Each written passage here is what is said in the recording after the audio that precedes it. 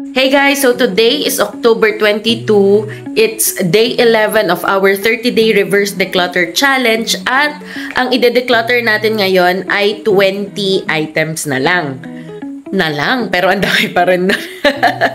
So naghanap ako doon sa isang basket ko na naglalagay ako ng mga pang Q-Tex, mga excess or mga stock ko na beauty items, yung ganon. So eto yung mga nahanap ko for today.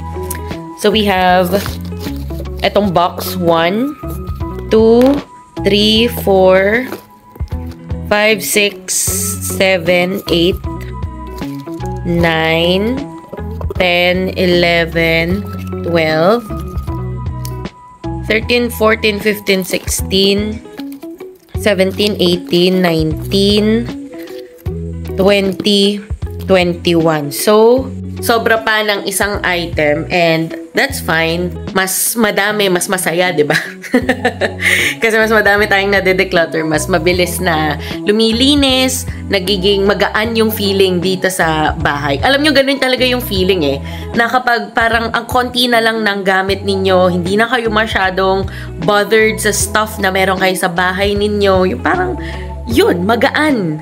Ganun yung feeling. Kaya, baka gusto nyo ring itry, mag-declutter din kayo ng mga gamit-gamit ninyo. Pero etong mga pinakita ko sa inyo, hindi naman ito lahat ay itatapon namin. So, some will be gifted, some will be sold to others. Nag-post na nga ako sa Facebook ko ng mga bagay na binibenta ko. Tapos eto, yung iba dito ay ibibigay ko doon sa pinsan namin na pregnant ngayon. Samahan niyo ako bukas ulit para sa ating reverse 30-day declutter challenge. Alright? Bye!